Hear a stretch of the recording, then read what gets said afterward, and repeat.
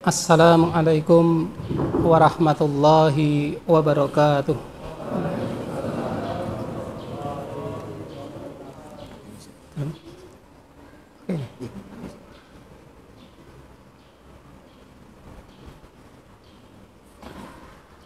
Innal hamdalillah nahmaduhu wa nasta'inuhu wa nastaghfiruh wa na'udzu billahi min syururi anfusina wa min sayyiati a'malina. May yahdihillahu fala mudilla lahu wa may yudlil fala hadiya lahu. Asyhadu an la ilaha illallah wahdahu la syarika lahu wa asyhadu anna Muhammadan abduhu wa rasuluh. Allahumma shalli ala Muhammad wa ala ali Muhammad.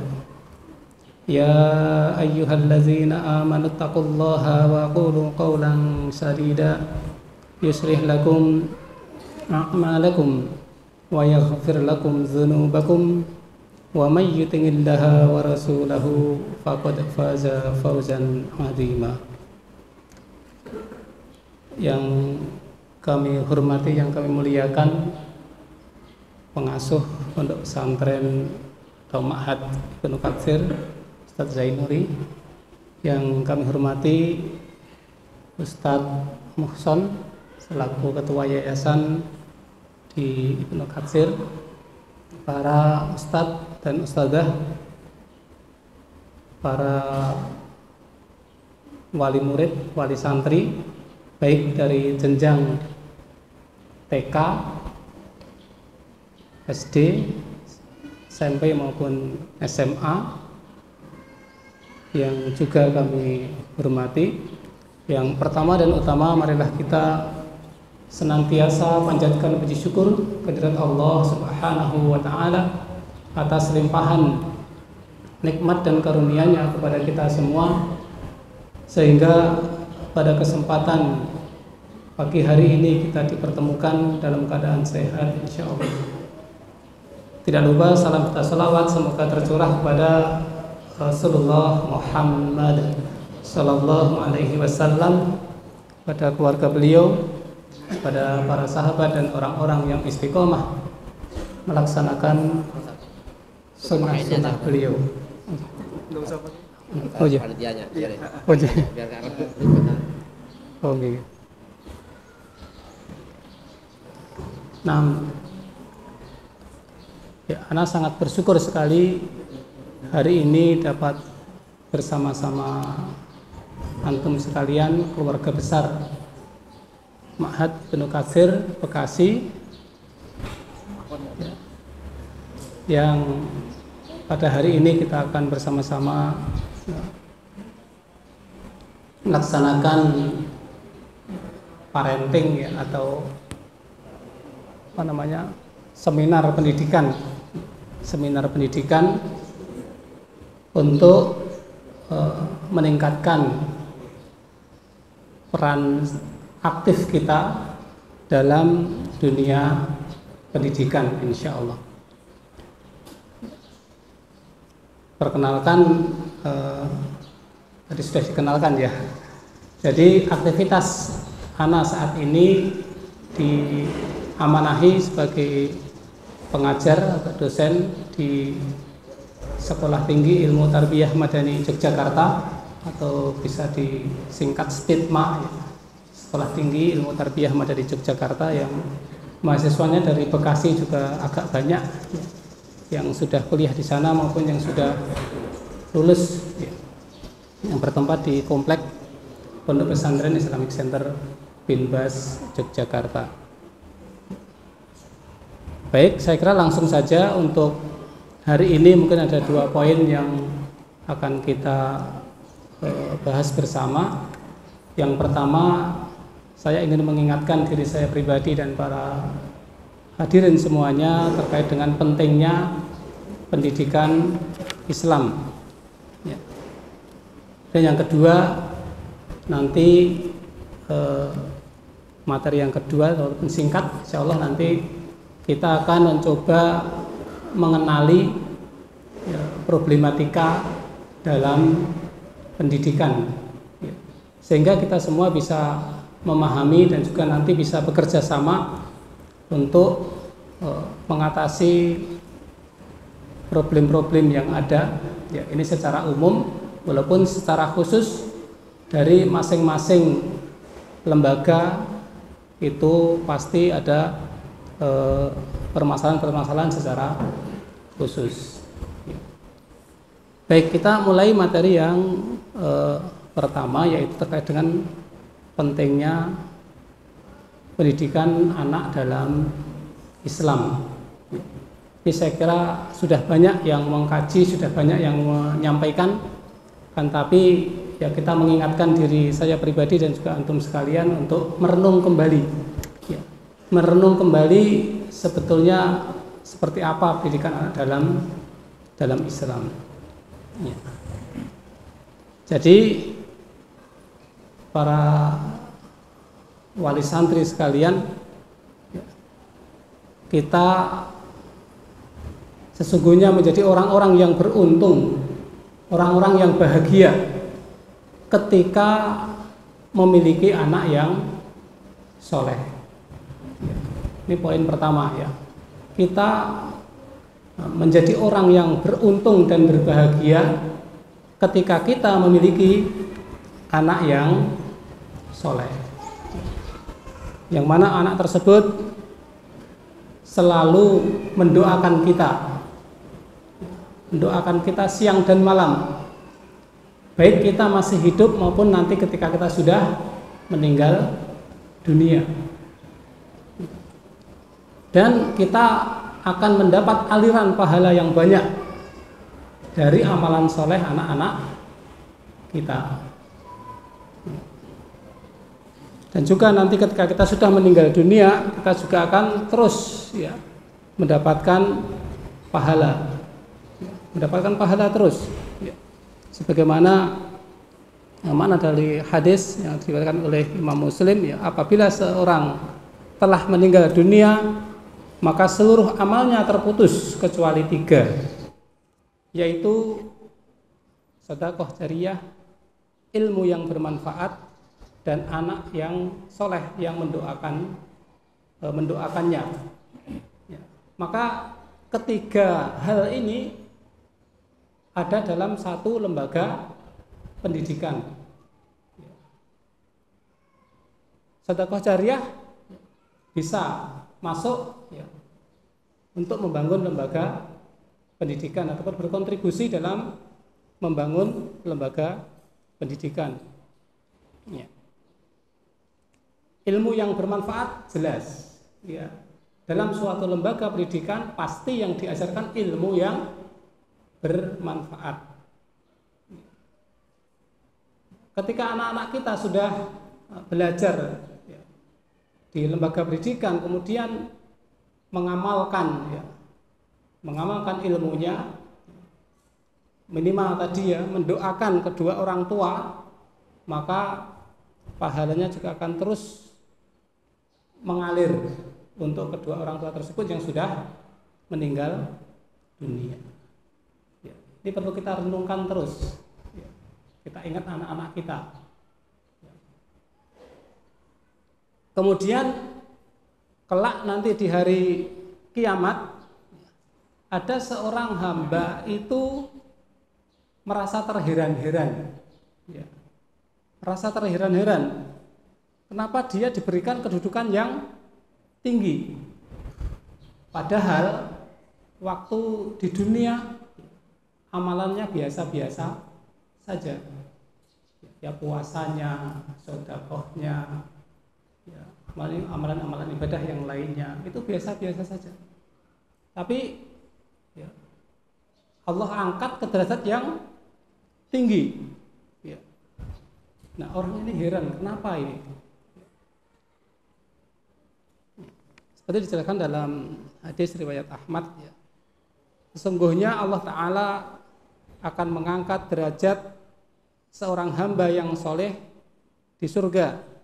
Kemudian dia akan berkata, wahai Rabbku, sesungguhnya hal ini, bagaimana hal ini bisa terjadi padaku?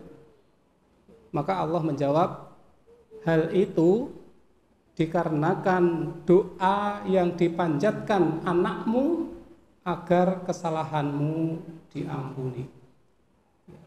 Kalau kita renungkan ini Masya Allah ya.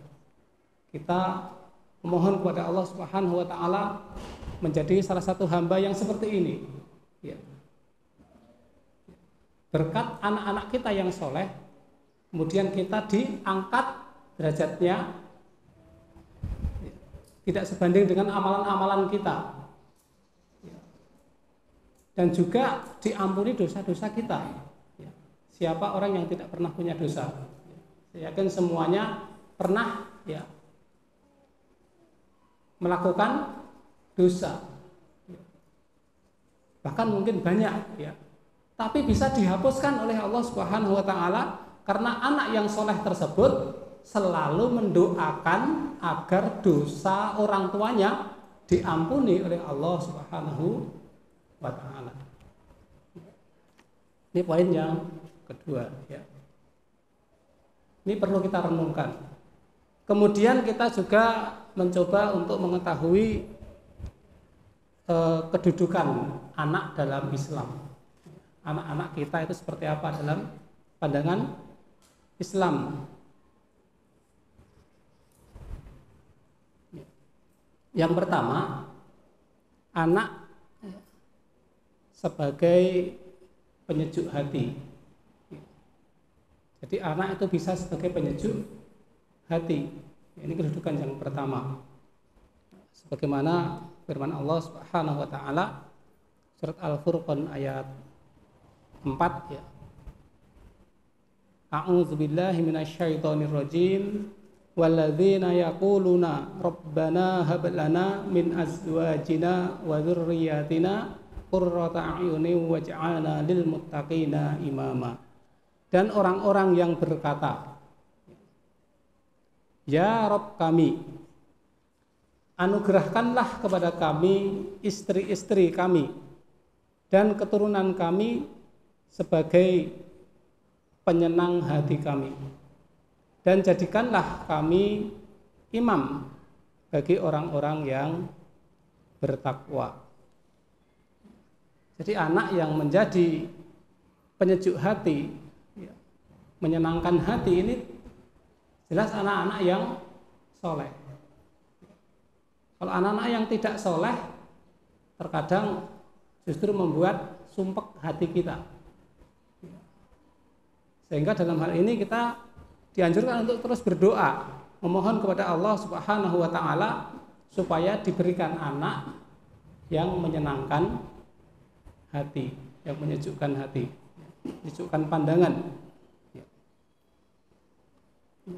Imam Al-Hasan Al-Basri ya, ditanya tentang ayat tersebut di atas ya, surat Al-Furqan ayat 74. Nah, beliau berkata, yang ingin dilihat Allah pada hamba muslim dari istri, saudara, sahabatnya, sahabat karibnya ya, adalah mereka semua taat kepada Allah. Wallahi, demi Allah, tidak ada suatu yang lebih menyenangkan pandangan mata seorang muslim melebihi ketaatan kepada Allah yang ia lihat pada anak, cucu, saudara, dan kerabat mereka. Jadi kembali kepada ketaatan kepada Allah Subhanahu wa Ta'ala. Dan juga Abdurrahman bin Zaid bin Aslam berkata, orang beriman meminta kepada Allah agar istri-istrinya dan keturunannya mendapat hidayah Islam. Mendapat hidayah Islam. Jadi yang bisa menyejukkan pandangan, menyenangkan hati itu anak-anak yang mendapat hidayah Islam. Termasuk doa tersebut memohon kepada Allah Subhanahu wa Ta'ala untuk mendapatkan hidayah Islam. Syekh Abdurrahman bin Nasir Az-Sa'di berkata, menyejukkan mata orang tua adalah ketika melihat anak dalam keadaan taat kepada Allah, berilmu, beramal. Jadi anak yang menyejukkan pandangan tadi ya, menurut Syekh Abdurrahman As-Sa'di adalah orang yang atau anak yang taat kepada Allah, berilmu dan beramal soleh. Nah, itu yang pertama ya. Jadi anak sebagai penyejuk hati. Kedudukan yang kedua, di sini anak sebagai perhiasan dunia. Anak sebagai perhiasan dunia. Maka bagaimana sikap kita ketika anak ini sebagai perhiasan dunia? Ini disebutkan dalam surat Al-Kahfi ayat 46 dan juga surat Ali Imran ayat 14. Dalam surat Al-Kahfi ayat 46, harta dan anak-anak adalah perhiasan kehidupan dunia, tetapi amalan-amalan yang kekal lagi soleh adalah lebih baik pahalanya di sisi Tuhanmu serta lebih baik untuk menjadi harapan. Yang surat Ali Imran ayat 14, dijadikan indah pada pandangan manusia kecintaan kepada apa-apa yang diingini, yaitu wanita-wanita, anak-anak, serta yang banyak, harta yang banyak dari jenis emas, perak, kuda pilihan, binatang-binatang ternak, dan sawah ladang. Itulah kesenangan hidup di dunia, dan di sisi Allah lah tempat kembali yang baik, yaitu di surganya Allah Subhanahu wa ta'ala. Nah, bagaimana sikap kita terhadap kedudukan kedua ini ya, perhiasan dunia? Maka ketika ya, dengan anak-anak ataupun dengan harta itu menjadikan kita membanggakan diri ya, apalagi menyombongkan diri, maka ini suatu hal yang tercela. Kan tapi ketika ya, memperbanyak keturunan ya, kemudian berkeinginan untuk ya, agar ya, menyembah Allah Subhanahu wa ta'ala, maka ini suatu yang terpuji. Begitu juga harta ya. Ketika harta digunakan ataupun tujuannya untuk berbangga-bangga ya, untuk berbangga-bangga dengan hartanya, maka ini sesuatu yang tercela. Akan tapi ketika ya, harta tersebut ya, mencari harta yang banyak kemudian diniatkan untuk berjuang di jalan Allah Subhanahu wa ta'ala melalui hartanya, maka ini termasuk hal yang terpuji. Jadi tergantung bagaimana sikap kita.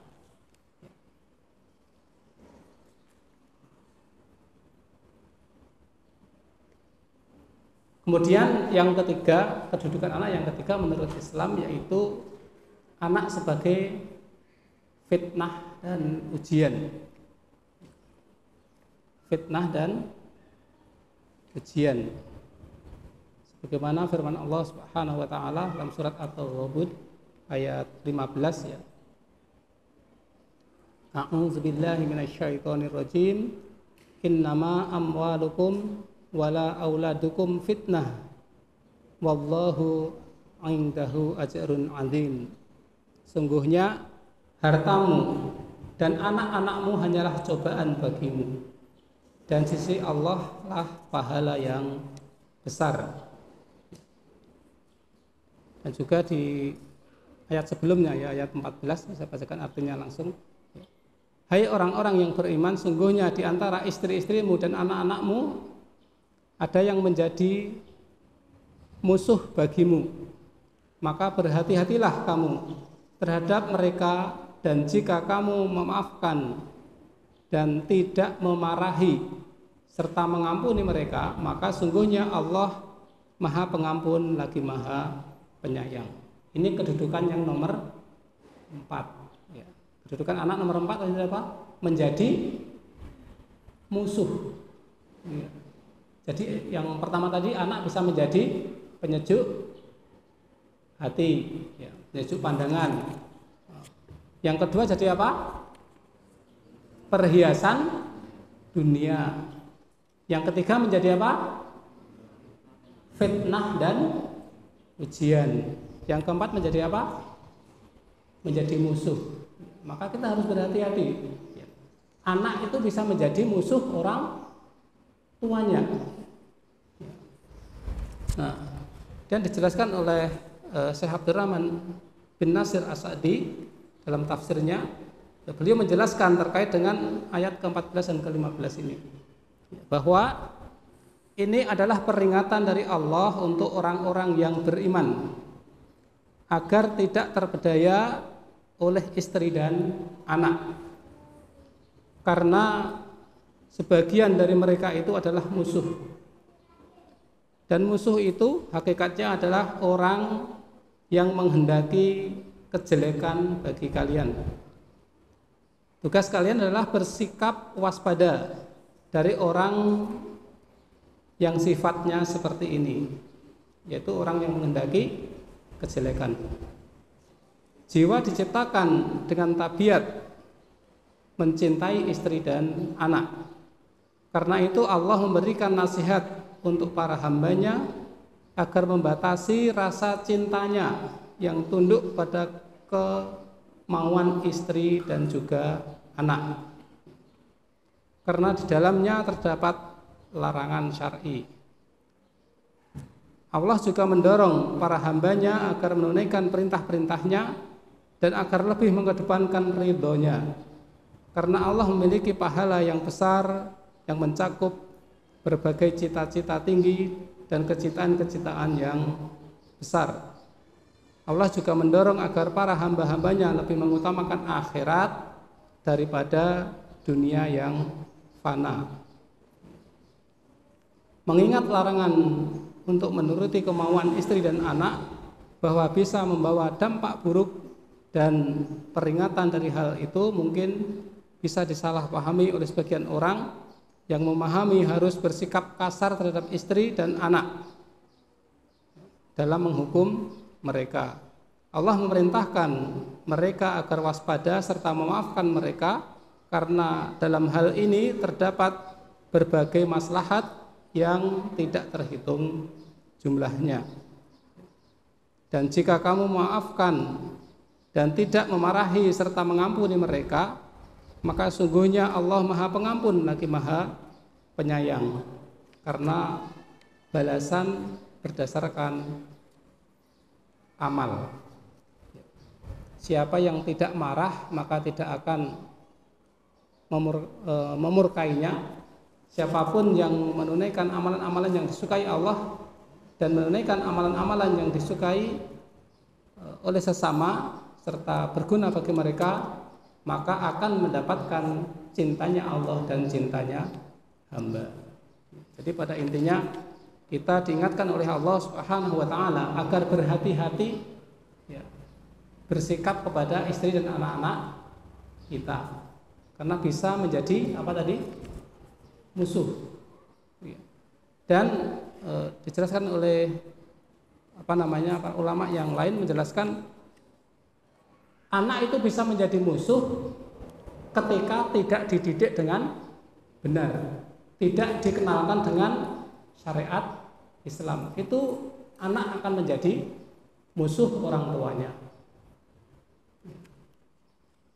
Kemudian di poin yang ketiga yaitu kewajiban orang tua mendidik anak. Ini yang perlu kita renungkan yang ketiga ya. Kewajiban orang tua adalah mendidik anak. Sebagaimana firman Allah Subhanahu wa taala yang sudah hafal semuanya, surat At-Tahrim ayat 6. Ya. A'udzu billahi minasyaitonir rajim. Ya ayyuhalladzina amanu qu anfusakum wa ahlikum nara. Wa quduhan nasu wal hijarah. Hai orang-orang yang beriman, peliharalah dirimu dan keluargamu dari api neraka yang bahan bakarnya adalah manusia dan batu. Seorang tabi'in ya, Qatadah ketika menafsirkan ayat ini mengatakan yakni hendaklah engkau memerintahkan mereka untuk berbuat taat kepada Allah dan melarang mereka dari berbuat durhaka kepadanya, dan hendaklah engkau menerapkan perintah Allah pada mereka, maka perintahkanlah dan bantulah mereka untuk menjalankannya. Apabila engkau melihat mereka berbuat maksiat kepada Allah, maka peringatkanlah dan cegahlah mereka. Jadi untuk melaksanakan ayat ini, kita diperintahkan oleh Allah Subhanahu wa taala dalam mendidik anak ini fokus pada dua hal. Yang pertama apa? Memerintahkan kepada anak-anak kita agar mereka berbuat taat kepada Allah Subhanahu wa taala. Kemudian yang kedua, memperingatkan kepada anak-anak kita ketika mereka berbuat maksiat, kita ingatkan dan kita cegah. Nah, ini prinsip dari sebuah pendidikan. Perintah dan juga larangan, melarang, mengingatkan.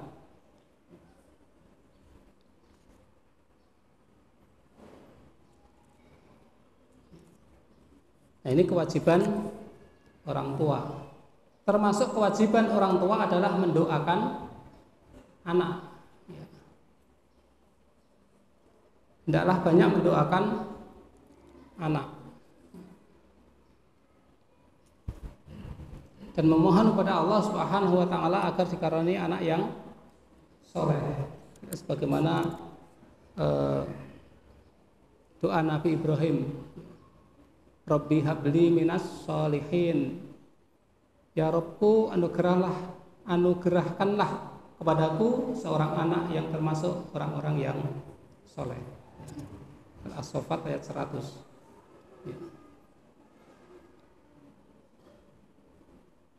Dan juga doa Nabi Zakaria,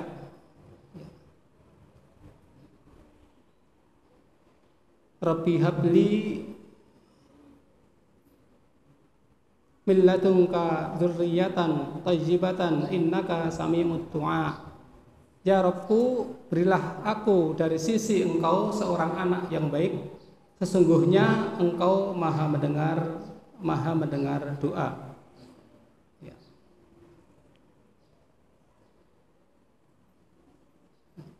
Ini perintah Allah Subhanahu wa taala agar kita memohon kepada Allah Subhanahu wa taala anak-anak yang soleh, anak-anak yang baik.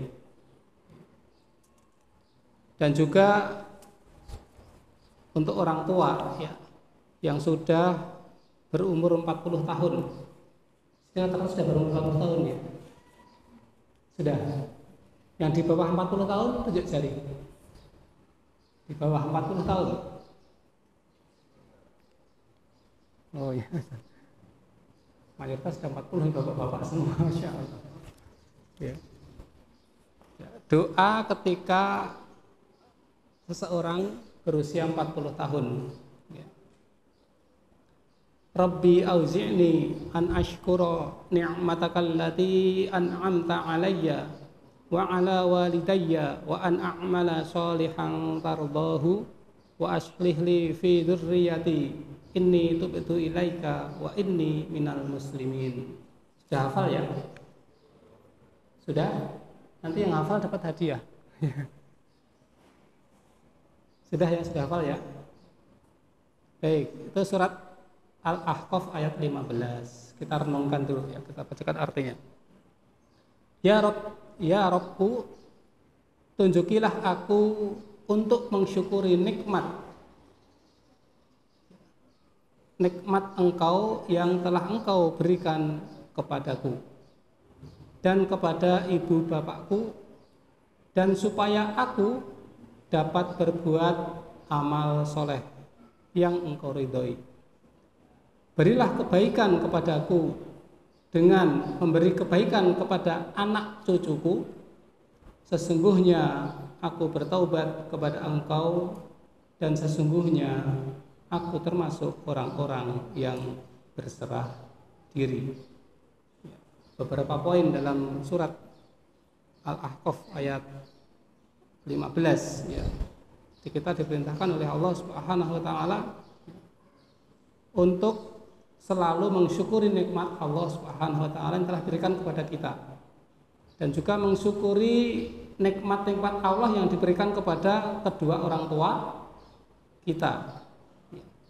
Agar apa? Agar kita bisa berbuat atau beramal soleh yang diridhai oleh Allah Subhanahu wa taala. Kemudian permohonan berikutnya yaitu kita memohon kepada Allah Subhanahu wa taala agar diberikan kebaikan. Kepada siapa kebaikan tersebut? Kepada anak cucu kita. Ya, kita mendoakan anak cucu kita. Kalau kita lihat di usia 40 tahun ya, itu kalau dari tinjauan ilmu kejiwaan ya, karena apa? Termasuk anak belajar salah satunya terkait dengan psikologi ya, psikologi pendidikan, dan anak mengajar di mata kuliah yang ada hubungannya dengan psikologi pendidikan ya. Maka ketika kita lihat dari situ, usia 40 tahun harusnya usia yang sudah matang ya. Usia puncak kematangan ya. Maka di situ juga biasanya ujiannya paling besar ya. Masih memiliki orang tua yang membutuhkan perhatian, membutuhkan perawatan, membutuhkan biaya dan seterusnya. Tapi kita juga masih punya anak-anak ya, yang juga baru besar-besarnya membutuhkan ya, perhatian, biaya dan seterusnya. Ya. Sehingga ujiannya yang paling besar di situ. Ya. Harus memperhatikan orang tuanya yang sudah memang waktunya ya sudah usia lanjut. Kalau bapak-bapak usia 40 rata-rata orang tuanya ya sekitar 70 ke atas ya. Itu sudah lansia ya. Artinya memang membutuhkan kita, kedatangan kita ya, uluran tangan kita dan seterusnya ya. Di sisi lain anak-anak kita juga baru butuh banyak-banyaknya ya, kebutuhan ya, perhatian, apalagi yang anaknya banyak ya.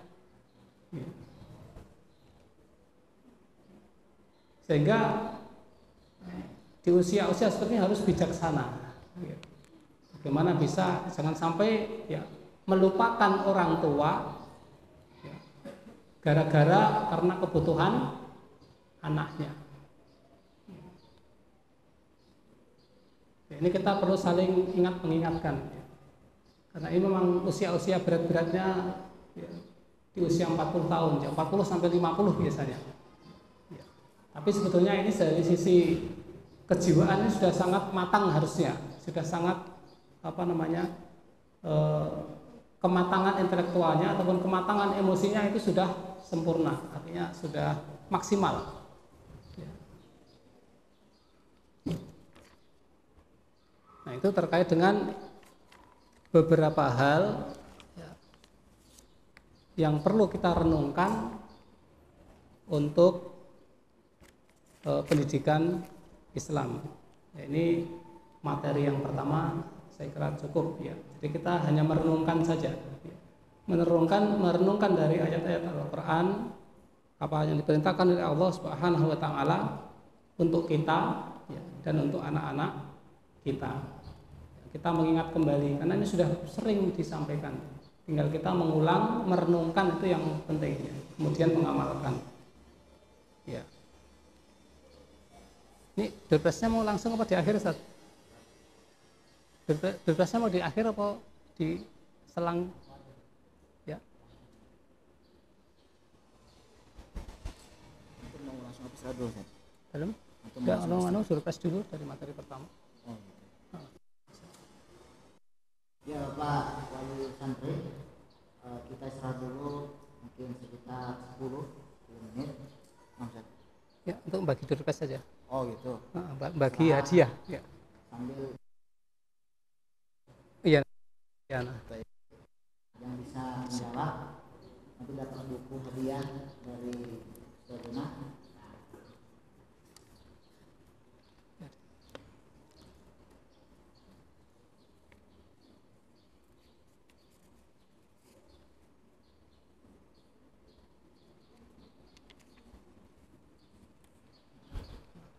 Ya.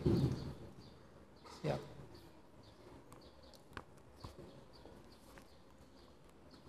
Oke, keputusan dari beliau. Setelah itu yang bisa menjawab langsung angkat tangan, ya. Nah, Ya. Sebutkan 4 kedudukan anak dalam Islam. Wah, banyak ini. yang jawab bapaknya apa anaknya? Walinya apa anaknya? Walinya saja. Walinya dulu ya, walinya. Walinya, ya. Santrinya enggak. Iya. Sana. Itu tadi, oh ya. Sini. Itu bapaknya itu. Ya. Ya.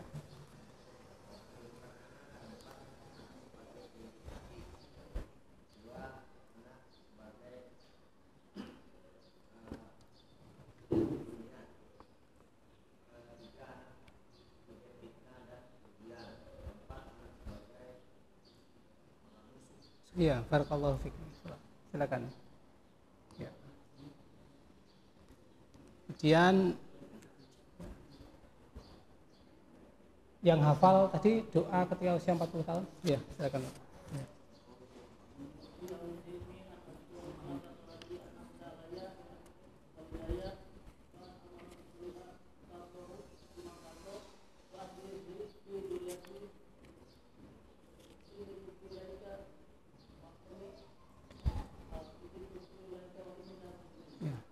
Silakan. Ya.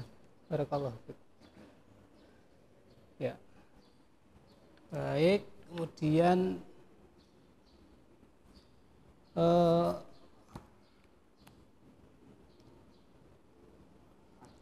makna dari tadi yang surat At-Tahrim ayat 6. Yang 2H tadi apa? Oh ya, silakan.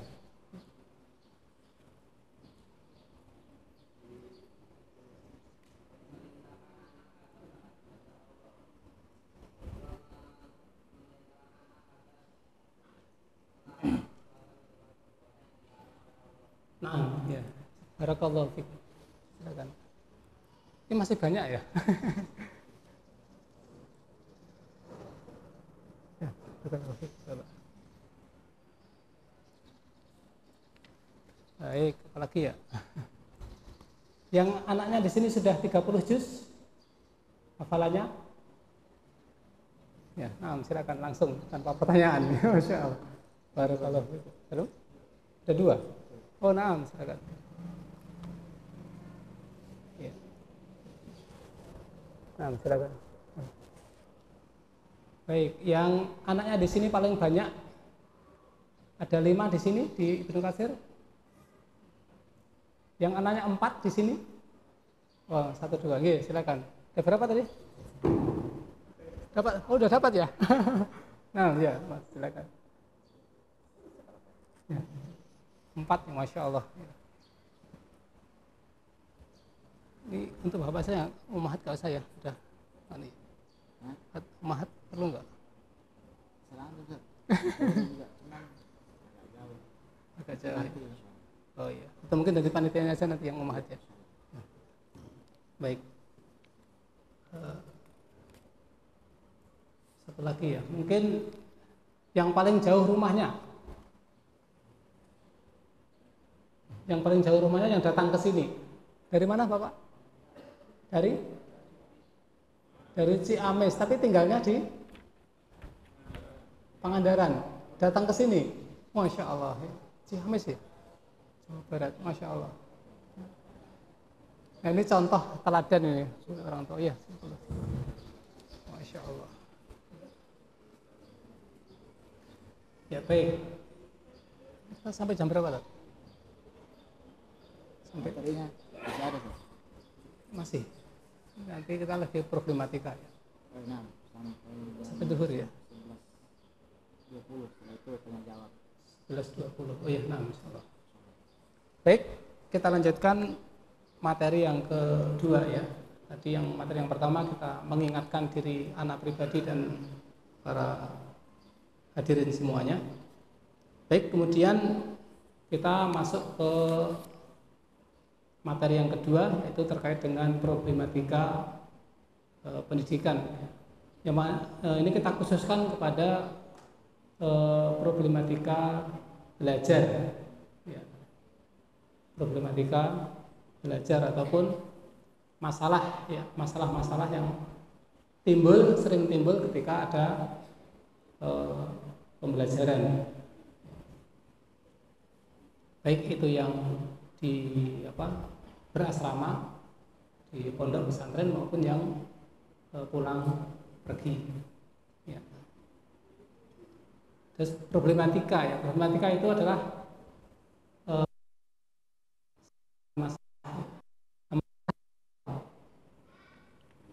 ada yang bisa menjawab masalah? Oh mas, jari. Masalah itu secara umum kesenjangan, ya, ketidaksesuaian yang seharusnya dengan yang senyatanya.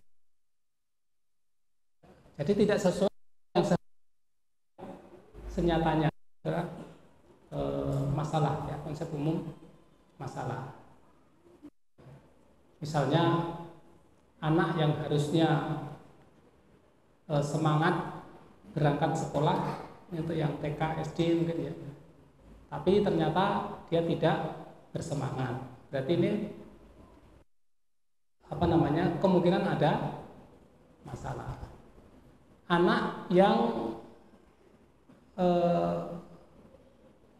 belajarnya semangat tapi nilainya di bawah standar, berarti ini juga ada masalah. Apalagi harusnya datang tepat waktu, tersebut ternyata lambat, ini juga masalah. Anak yang target hafalannya, ya, 1 pekan misalnya harus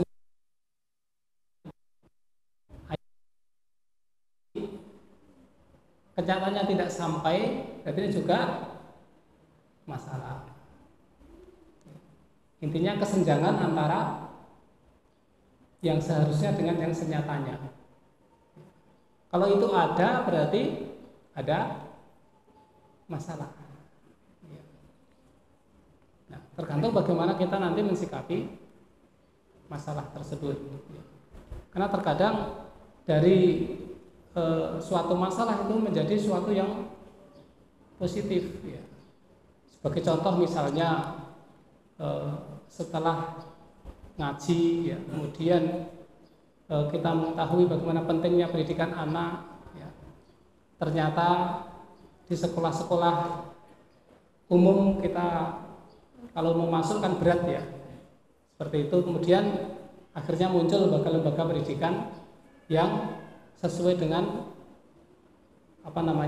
tuntunan agama Islam, sehingga muncul di situ, maka itu sebagai solusi, ya, solusi dari masalah. Nah, terkait dengan kita fokus di pembelajaran, ya, di antara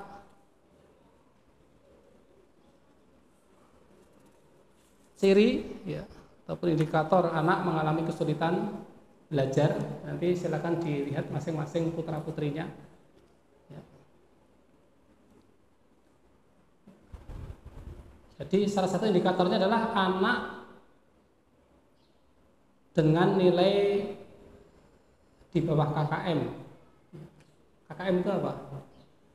Kriteria ketuntasan minimal. Ini biar orang tua juga tahu, hanya gurunya saja yang tahu, ya. Biasanya kalau guru-guru sudah paham semuanya apa itu KKM, sudah paham semuanya. Jadi kriteria ketuntasan minimal, ya. Misalnya dalam mata pelajaran akidah atau akhlak, ya, akidah misalnya contoh ya, di situ ada nilai KKM-nya 70. Ya. KKM itu minimal, standar minimal yang harus dipenuhi, harus dicapai oleh siswa. Ketika anak di bawah KKM, di bawah standar minimal, maka ini menjadi ciri bahwa anak tersebut mengalami kesulitan belajar. Ya, nanti tinggal di cross check ya, di rapor mungkin ya, atau di laporan guru pada orang tua wali murid. Ya. Apakah si anak tersebut ada di bawah standar minimal. Ini dari sisi nilai akademik, ya, dari nilai angka ya. Walaupun pendidikan itu tidak hanya dinilai dari angka saja, tidak, tapi dari banyak hal, termasuk dari prosesnya. Ya. Selain proses juga hasilnya pun macam-macam ya. Tidak hanya kognitifnya saja, tapi juga bagaimana sosial emosionalnya. Ya. Kalau pendidikan yang berhasil, berarti sosial emosionalnya juga bagus. Ya. Walaupun nilainya bagus, tapi kalau sosial emosionalnya, ya, kepeduliannya kurang, ini berarti belum berhasil dalam pendidikan. Karena banyak hal yang jadi standar penilaian. Ini contoh saja. Kemudian hasil yang dicapai anak tidak seimbang dengan usaha yang dilakukan. Ini juga ciri anak tersebut mengalami kesulitan belajar. Hasil yang dicapai tidak sesuai dengan usaha yang dilakukan. Usahanya sudah semangat ya. Usahanya menghafal misalnya ya, sudah terus-terusan ya dengan sekuat tenaga, tapi hasilnya masih belum maksimal. Berarti ini ada masalah.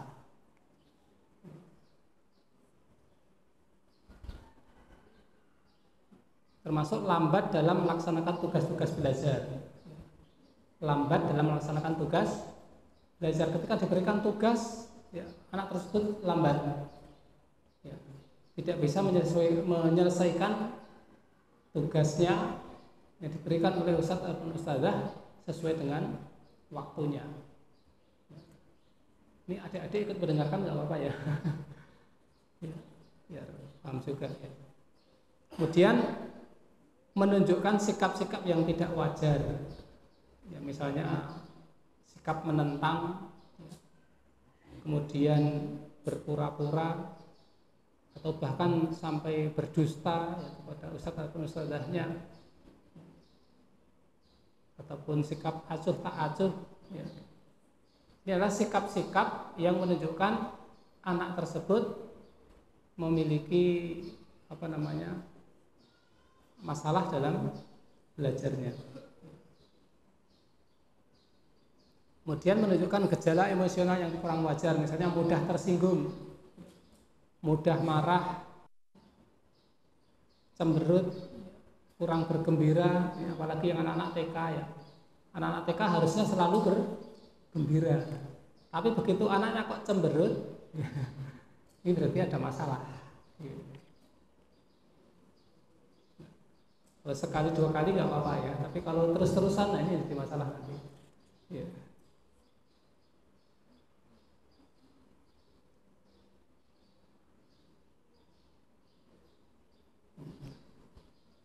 Baik, kemudian kalau secara umum anak yang bermasalah ini biasanya tertumpu pada 4 hal ya.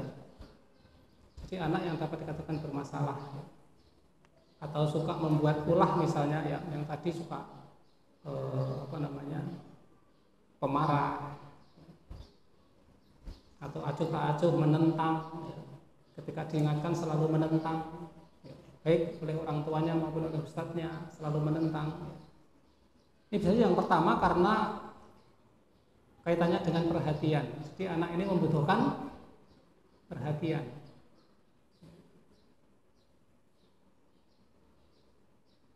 Kemudian yang kedua bisa disebabkan karena balas dendam. Kalau yang pertama tadi karena perhatian, ya. Anak TK misalnya itu bisa jadi ketika dia ya cemberut, bingung, marah, ya, menentang bahkan itu karena kurang perhatian, baik itu dari orang tuanya maupun dari mungkin di sekolah gurunya, ya. Karena orang tuanya sibuk bekerja, ya. Pulang kerja yang dipegang HP misalnya, ya. Anak jadi kurang perhatian, ya. Ini bisa menimbulkan permasalahan tersendiri bagi anak. Yang pertama poinnya kurang perhatian. Yang kedua bisa jadi karena balas dendam. Anak melampiaskan balas dendamnya kepada temannya misalnya. Karena di rumah mungkin dia sering dibentak-bentak sama kakaknya, sama kakaknya dia tidak berani. Kemudian di sekolah dia ada anak yang di bawah dia dalam tanda kutip, ya, maka dia sebagai pelampiasan. Ya, ini bagian dari balas dendam, ya. Atau kepada orang yang menekannya, itu bisa jadi, ya. Ditekan kemudian dia menahan, ya. Akhirnya dia meluap, ya. Kemudian balas dendam kepada orang tersebut, ya. Dan itu banyak hal, ya, cara melampiaskannya, ya. Kemudian yang ketiga, anak yang dapat dikatakan sering bermasalah itu karena kekuasaan. Jadi dia ingin berkuasa, ya. Berkuasa dari teman-temannya, ya. Dia ingin yang paling di depan, ya. Apa-apa dia harus yang dahulu, ya. Semuanya pengennya dikuasai, ya. Itu karena kekuasaan, ya. Kemudian yang keempat karena takut gagal, itu bisa jadi, ya. Jadi anak merasa takut gagal, ya. Kemudian dia anak tersebut dia membuat ulah, ya, supaya kegagalannya tersebut itu dia merasa tertutup oleh ulahnya tersebut. Wajar kalau saya bodoh karena saya tidak nurut, tidak ini, ya, sering bolos dan seterusnya, ya. Karena pada dasar dia sebenarnya takut gagal, ya, takut gagal, ya. Tidak punya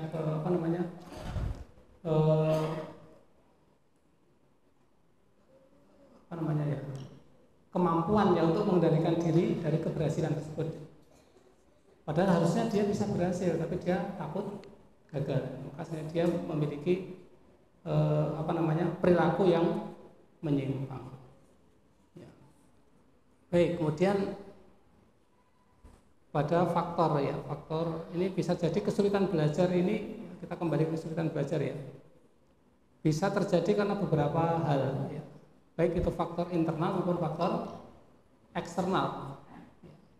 Maka ini yang perlu kita perhatikan juga untuk anak-anak kita.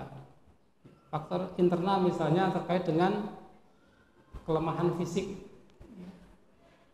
atau mungkin kelemahan panca indera. Jadi kita harus terutama orang tua dan juga gurunya, ya, ini terkait dengan fungsi panca indera ini sangat mempengaruhi keberhasilan dalam belajar, ya. Anak yang memiliki gangguan pendengaran misalnya, ya, maka jangan taruh di belakang. Harusnya dia bisa menjadi tidak bisa kalau ditaruh di belakang, ya. Atau yang memiliki gangguan penglihatan, ya, tidak jelas misalnya, kalau taruh di belakang dia membaca di papan tulis tidak jelas, ya. Ini salah satu contoh, ya, contoh terkait dengan kelemahan fisik atau gangguan dari panca indera.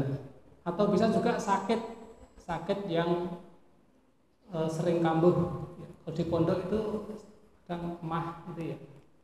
Ini perlu perhatian khusus, ya. Anak-anak yang memiliki sakit, ya. Karena jelas akan mengganggu belajarnya. Apalagi yang sakitnya parah, ya, seminggu sekali kumat, 2 minggu sekali kumat, kasihan, ya. ataupun cacat tubuh. Ya, cacat tubuh juga bisa menjadikan anak tersebut kesulitan dalam belajar. Kemudian bisa juga kesulitan belajar itu muncul karena bawaan, ya, artinya memang dia secara IQ rendah. Ya. Jadi memang kecerdasan manusia itu bermacam-macam oleh Allah Subhanahu Wa Taala. Ada yang IQ-nya tinggi, ada yang sedang, ada yang rendah. Bisa jadi anak yang mengalami kesulitan belajar karena memang dia IQ-nya rendah. Jadi ini tidak bisa dipaksakan, ya. Namanya sudah apa namanya, IQ-nya rendah, ya. Tinggal nanti bagaimana memaksimalkan dalam sisi yang lain. Nah, itu yang penting, memaksimalkan dalam sisi yang lainnya. Minat bakatnya apa, itu yang dikembangkan. Jangan dipaksakan. Anak yang IQ-nya rendah kemudian dipaksakan untuk apa namanya, misalnya orang tuanya pengen anaknya jadi dokter misalnya, padahal IQ-nya rendah kan nggak bisa. Ya. Atau mungkin dalam hal hafalan sekalipun mungkin, ya. Artinya ketika dia sudah lama, ya, kemudian memang IQ-nya rendah, ya maka tetap terus diupayakan, akan tapi bukan menjadi fokus yang utama di situ. Digali minat dan bakatnya apa, itu yang nanti dikembangkan. Ya, selain apa namanya, yang menjadi tujuan utama tadi, supaya anak tidak ngedrop. Nanti kalau dipaksakan seperti dengan, apalagi orang tua, ya, orang tua kadang dalam pendidikan itu cenderung kepada apa yang dipikirkan orang tuanya, bukan apa yang dipikirkan anak. Harusnya seimbang, ya, apa yang dipikirkan orang tua, harapannya seperti apa disampaikan ke anak. Anak juga diberi kesempatan untuk menyampaikan apa yang dia inginkan, dia harapkan, apa yang dia cita-citakan. Jangan sampai nanti nggak nyambung, ya. Jangan sampai nggak nyambung, ya. Misalnya dulu ada teman, ya, teman itu pengen anaknya menjadi bidan, ya. Tapi anaknya sebenarnya nggak mau, ya. Tapi nggak ada komunikasi. Kemudian dimasukkan ke kebidanan sampai selesai juga, tapi dia setelah lulus dia nggak mau jadi bidan, ya. Ini contoh saja, ya. Dan itu terjadi pada teman saya, ya.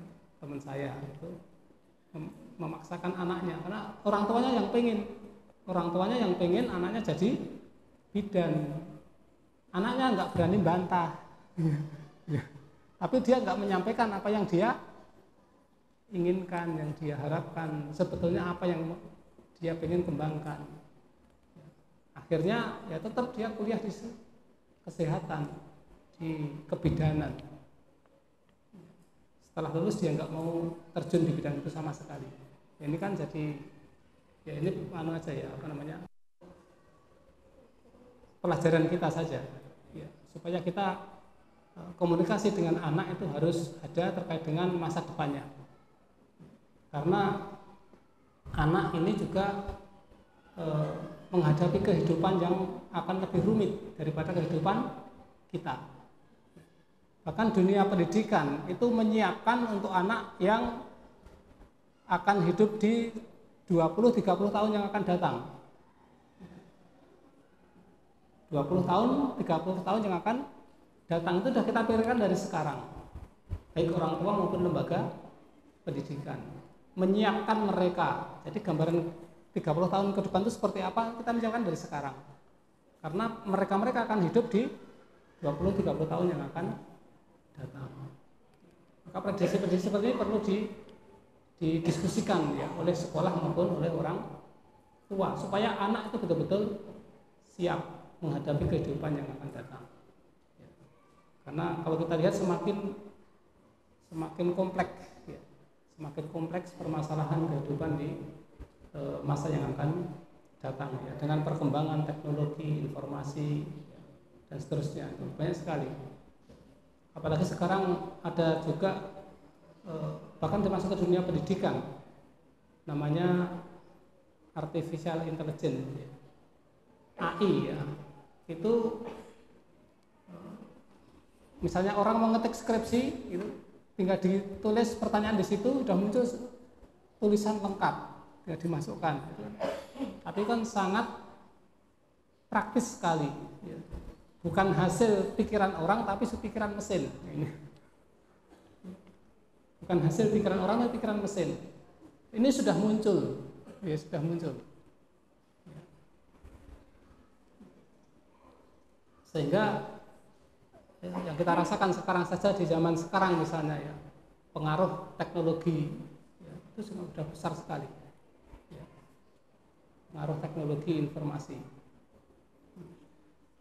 misalnya terkait dengan anak yang kemudian banyak berpikir praktis ya, tidak mau proses ya. Ini sering dikeluhkan juga dari teman-teman ya. Anak itu pengennya praktis, apa-apa praktis, tidak mau mengikuti prosesnya. Ini kan menjadi PR orang tua jadinya. Nah, nanti ke depan seperti apa kan gitu. Ya. Baik, kita lanjutkan sedikit ya. Kemudian kelemahan emosional ini juga bisa menjadi kesulitan belajar bagi siswa ya, kelemahan emosional. Kemudian kebiasaan atau sikap yang salah. Tadi kita sebutkan sering bolos, sering tidak masuk. Ya. Ini sikap yang salah.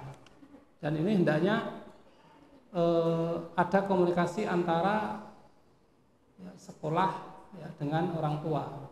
Ya, minimal orang tua tahu ketika anaknya memang mengalami hal seperti ini, sering bolos, sering tidak masuk misalnya. Kemudian tidak memiliki pengetahuan atau keterampilan dasar yang diperlukan. Nah, ini penting yang paling akhir tadi ya. Tidak memiliki atau kurang memiliki kemampuan dasar yang diperlukan. Contoh sederhana misalnya, kalau matematika di SD itu kelas berapa yang sudah perkalian? Kelas berapa? Kelas 3.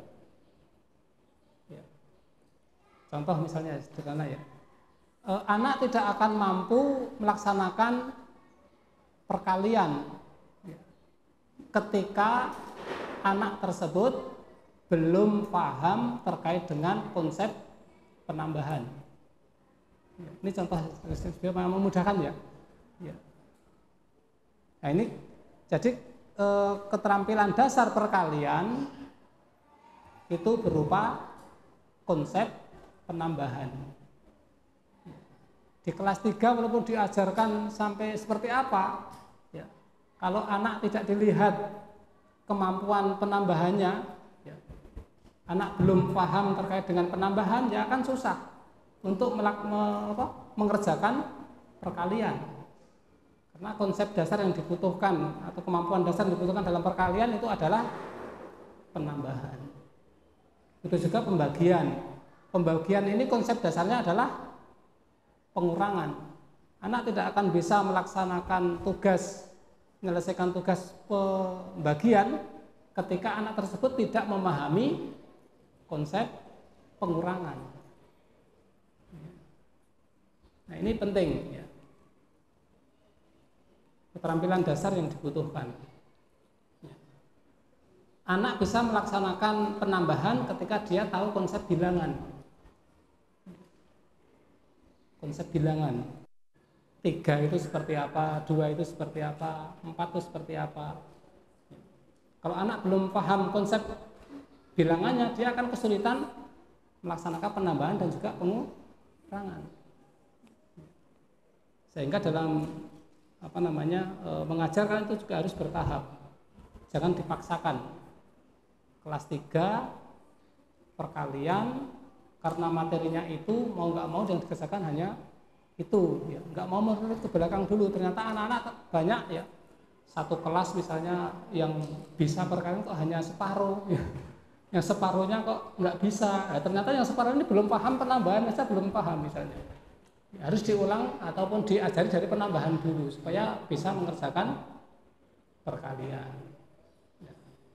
Ini contoh sederhananya. Jadi untuk semua bidang ilmu itu masuk situ.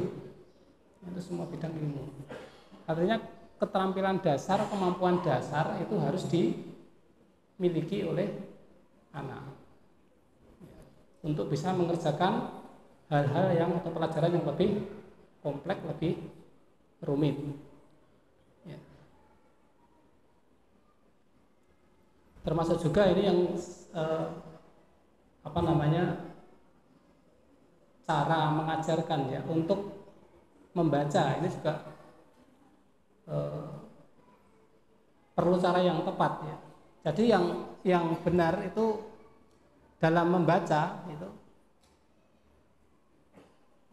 anak yang didorong itu adalah minat bacanya, bukan bisa membaca. Ini untuk anak-anak TK mungkin ya. Ini dari TK sampai SMA ya, biar semuanya tersentuh. Untuk anak-anak TK terutama ya.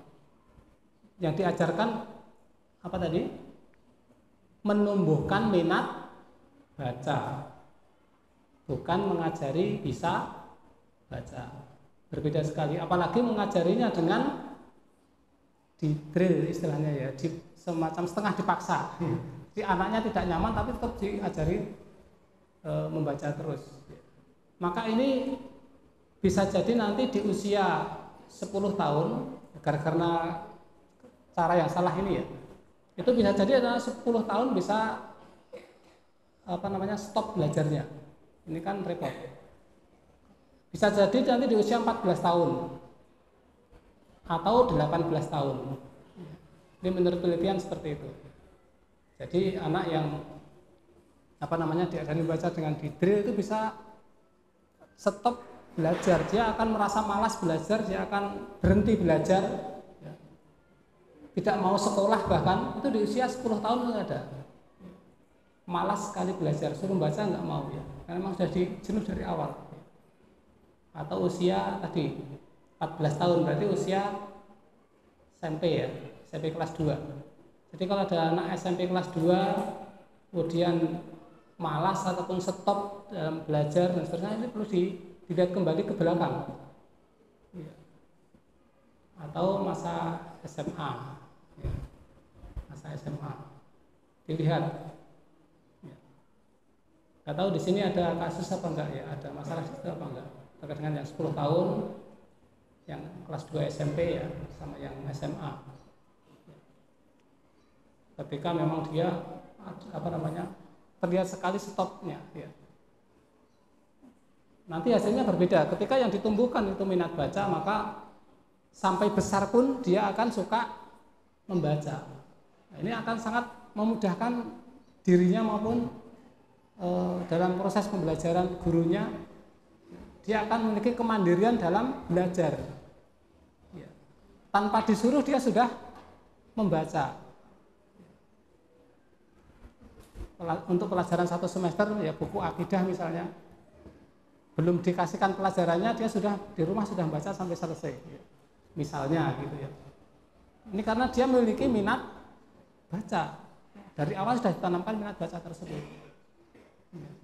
Berbeda dengan yang tadi di drill dipaksa ya. Dia bisa membaca tapi dengan terpaksa buku pelajaran dia nggak pernah baca walaupun sudah selesai 1 semester misalnya. Ini kan repot.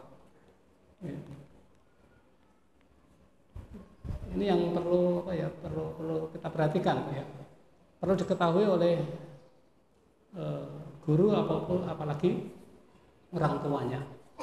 Karena kalau kita lihat dari konsep pendidikan Islam tadi itu bisa disimpulkan bahwa tanggung jawab pendidikan itu ada pada orang tua ya. Ini perlu digarisbawahi ini. Tanggung jawab pendidikan itu ada pada orang tua. Adapun pondok ataupun sekolah itu sifatnya membantu sebetulnya ya. Membantu orang tua dalam melaksanakan tugas yang jawabnya, yaitu pendidikan anak. Jadi sekali lagi tanggung jawab pendidikan anak itu pada kedua orang tuanya. Yang ditanya nanti juga orang tuanya, bagaimana dalam mendidik anak-anak tersebut. Ya. Bukan lembaga pendidikannya, karena lembaga pendidikan itu membantu, ya. Membantu, sehingga perlunya ya, kerjasama antara orang tua dengan lembaga pendidikan ya, di semua jenjang ya, TK, SD, SMP, SMA, di semua jenjang itu butuh kerjasama, saling bantu membantu, sehingga apa yang diharapkan, yang dituju ya, menjadi anak yang soleh dan solehah ya, itu bisa berhasil ya. Dan ini peran orang tua ini sangat luar biasa ya.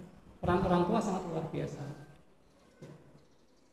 Tanpa adanya kerjasama antara orang tua dengan sekolah, maka kasihan sekolahnya ya. Kesulitan dalam dalam mengajar ya, sampai keberhasilan itu akan kesulitan. Sehingga ketika ada terkait dengan sekolah itu perlu segera kita menanggapi ya. Karena kembali lagi ke kita, itu tanggung jawab kita sebetulnya. Sekolah itu hanya membantu ya. Jadi kita yang sebagai orang tua harus lebih dulu ya, lebih dulu memperhatikan bagaimana kondisi anak-anak kita ya. Kondisi anak-anak kita itu kita yang memperhatikan lebih dulu. Bila perlu jangan gurunya yang telepon dulu, tapi orang tuanya yang telepon ke gurunya ya. Cari kabar anak saya gimana dan seterusnya, perkembangannya seperti apa ya. Jangan sampai satu semester hanya telepon satu kali ya. Itu pun karena ada dalam tanda kutip ada masalah, orang tuanya tidak tahu. Ini kan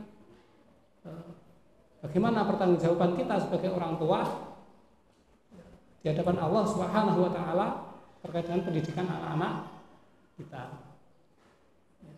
Kemudian kita juga di dalam melaksanakan pendidikan anak ya, betul-betul kita niatkan ikhlas karena Allah Subhanahu wa taala. Karena ini merupakan perintah dari Allah Subhanahu wa taala. Jangan sampai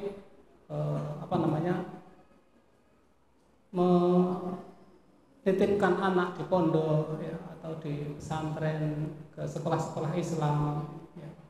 Itu karena atas dasar anaknya tersebut di rumah dia dalam tanda kutip sering membangkang, sering ini, tak pondokkan saja misalnya. Nah, ini sesuatu yang salah. Maka kembalikan pada niat kita agar kita itu meluruskan niat betul-betul ya, mendidik anak. Kalaupun dititipkan di pondok itu memang betul-betul kita ikhlas karena Allah Subhanahu wa taala, melaksanakan apa diperintahkannya ya, menitipkan pendidikan. Berarti antum memberikan sebagian amanahnya kepada lembaga pendidikan. Bukan berarti terus lepas, itu tidak ya. Tidak. Tetap yang menjadi tanggung jawab adalah tanggung jawab orang tuanya.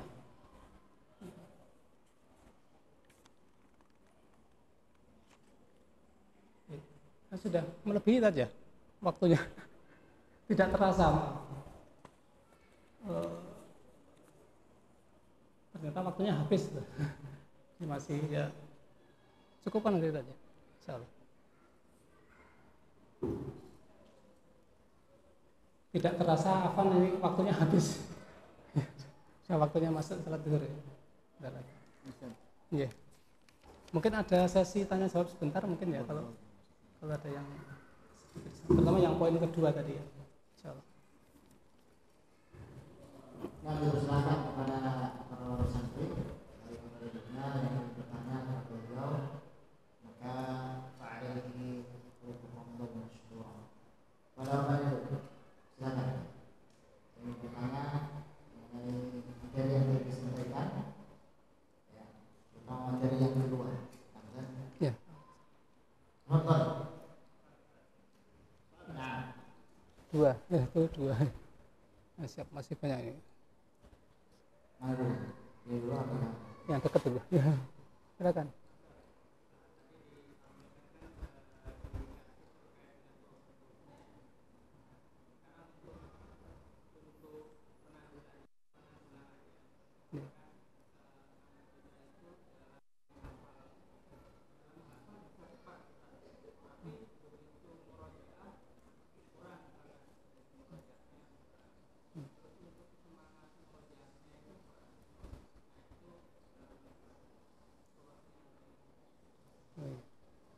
Baik, ini terkait dengan murojaah ya.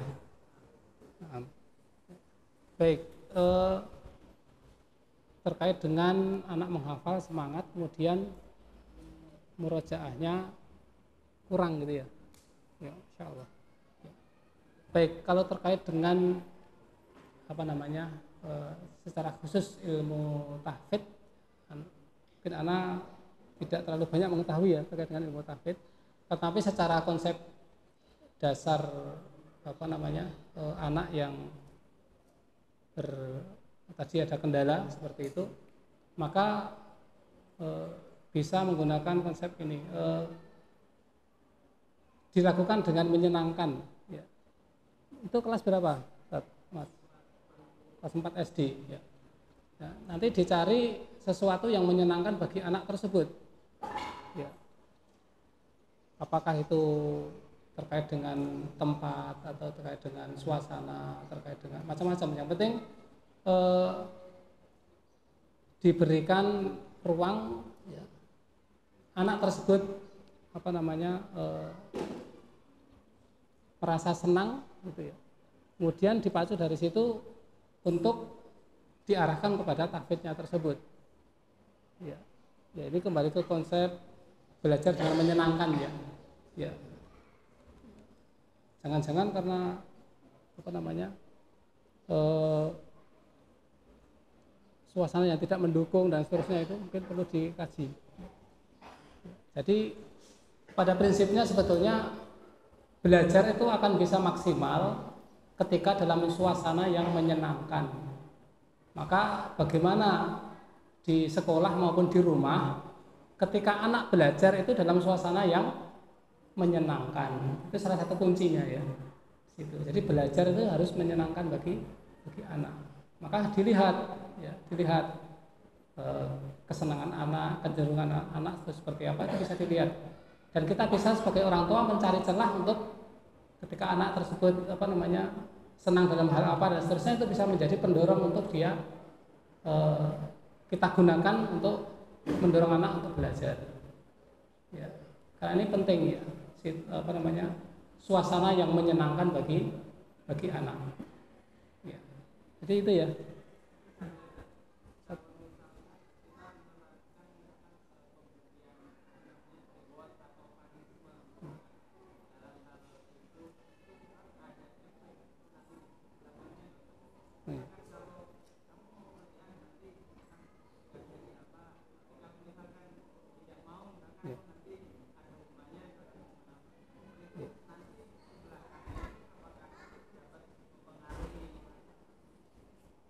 Baik, konsep hadiah dan hukuman ya. Konsep hadiah dan hukuman ini sebenarnya juga dari konsep Islam juga ada mengarahkan konsep apa namanya, kabar gembira dan peringatan ya. Kemudian hadiah dan hukuman ini juga yang penting, ketika memberikan, ini hukuman dulu ya. Ketika memberikan hukuman baik di sekolah maupun di rumah atau punishment ya, itu memperhatikan apa namanya, yang pertama tingkat hukumannya, dan yang kedua itu memang sudah ada kesepakatan, sudah dulu,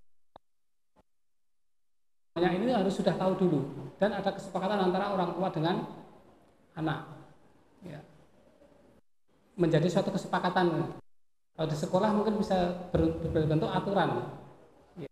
Ketika hukumannya ini adalah bentuk aturan, itu sudah tersosialisasikan atau difahami oleh anak. Jangan sampai memberikan hukuman yang mana hukuman itu belum diketahui, belum dipahami oleh anak terkait dengan konsekuensi yang akan dia jalani ketika melanggar. Ini bisa dipahami dulu ya. Kemudian terkait dengan hadiah, itu memang harus hati-hati ya. Jangan sampai hadiah tersebut malah menjadi tujuan. Jangan sampai hadiah menjadi tujuan. Misalnya menghafal tadi karena diiming-iming hadiahnya, kemudian itu menjadi tujuan dia menghafal. Maka ini menjadi salah niat jadinya. Maka bisa hadiah tersebut diberikan itu ketika anak berhasil, ya, kemudian tanpa dikasih tahu pun nggak masalah. Ketika tahu-tahu dia tasmi 5 juz selesai, udah kita berikan apa gitu langsung. Ya, ketika ada prestasi walaupun sedikit kemudian diberikan, ya, itu lebih bagus daripada dijanjikan. Ya, kalau dijanjikan, ya, kalau kamu nanti sudah 20 juz tak berikan motor misalnya, ya itu malah nggak bagus, nanti dorongan menghafalnya karena itu. Ya. Tapi ketika dia sudah lulus dari sini, kemudian dia menghafal 30 juz untuk belikan motor, nggak ada masalah. Ya. Dia ini sebagai hadiah misalnya, tanpa dikasih tahu dulu, dan itu akan memberikan semangat. Dan bagus lagi memang sering, ya, dia sering diberikan penghargaan. Ya. Walaupun penghargaan tersebut bukan mesti harus berupa barang, tidak mesti. Ya, tapi pujian, ya, kemudian penguatan secara lisan, ini mendorong anak untuk terus meningkatkan belajarnya. Ya. Jadi seperti itu ya. Iya, artinya ya. Sudah masuk zuhur ya? Sudah masuk zuhur? Amin. Ya, baik. Silakan tadi yang ya.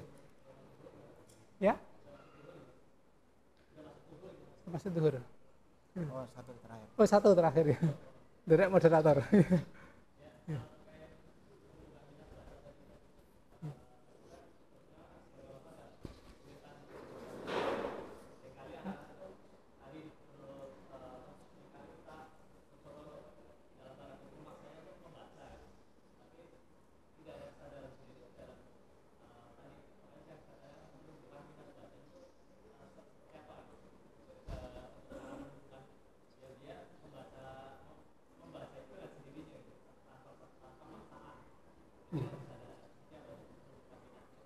Ya, menumbuhkan minat baca, ya. Ini terutama untuk anak-anak kecil ya, yang baru PAUD ataupun TK gitu ya. Yang pertama, anak TK bisa membaca, ini tidak sepenuhnya salah, itu tidak. Ya. Anak PAUD bisa membaca, usia 3 tahun bisa membaca, itu nggak ada masalah ketika caranya benar. Tadi cara mengajari membacanya. Tadi yang ditanyakan terkait dengan memunculkan minat, ya, baik, memunculkan minat baca, ya. Karena namanya minat itu juga kita melihat kepada minat anak. Sebagai contoh, anak laki-laki yang kecil itu misalnya suka pada mobil-mobilan misalnya, ya, yaitu nanti mengajari membacanya yang mungkin belikan buku yang gambar mobil dan seterusnya sesuai dengan minat anaknya tersebut. Ya, nanti ada tulisannya, ya, ada huruf-hurufnya, itu yang kita mengajarkan lewat situ. Ya, buku-buku yang bergambar itu banyak ya. Tergantung anak ini di mana. Ya, anak akhwat misalnya suka boneka, ya kita berikan ya pola yang seperti itu, ataupun bisa membuat sendiri. Ya. Membuat sendiri apa-apa yang diminati oleh anak tersebut, kemudian memasukkan huruf, memasukkan kata, itu lewat itu. Ya. Memberikan buku-buku yang dia senangi. Ya. Kemudian di situ diajarkan membaca, ya. Dia pegang buku, kita dekati, kita sampaikan ini huruf apa deh? Huruf A, oh ya. Dan seterusnya. Jadi sampai lama-lama dia akan bisa. Bahkan dia akan minta beli buku terus nanti. Minta beli buku, ya, buku-buku yang bergambar untuk anak kecil itu ya. Ya. Maka ditumbuhkan dari situ. Ya. Tadi kembali ke minatnya tadi ya. Ya. Anak yang suka mobil, ya dibelikan mobil yang ada tulisannya dan seterusnya. Diajari lewat situ. Ya. Ini bisa dipahami Pak ya. Jadi secara konsep seperti itu. Untuk menumbuhkan minat baca. Ya. Dari apa-apa yang anak sukai, kemudian dari situ sebagai alat ataupun media untuk mengajarkan membaca. Baik, silakan. Ini kita serahkan panitia aja ya. Ini nanti Ya, Afan. dibagikan kepada peserta yang datang di awal. Oh, nah. Ya. Kepada guru. Oh iya. Baik, karena waktunya sudah habis ya. Anak kira itu yang dapat kita sampaikan, sedikit berbagi ya. Sedikit berbagi ya, mudah-mudahan apa yang kita sampaikan mengingatkan diri anak pribadi dan juga antum sekalian, dan mudah-mudahan kita semua dimudahkan ya, dalam mendidik anak-anak kita dan menjadi anak yang soleh dan solehah, yang berbakti kepada kedua orang tua, yang selalu mendoakan kita di masa kita masih hidup maupun kita sudah meninggal dunia. Amin. Baik, banyak kesalahan mohon maaf, kita akhiri. Assalamualaikum warahmatullahi wabarakatuh.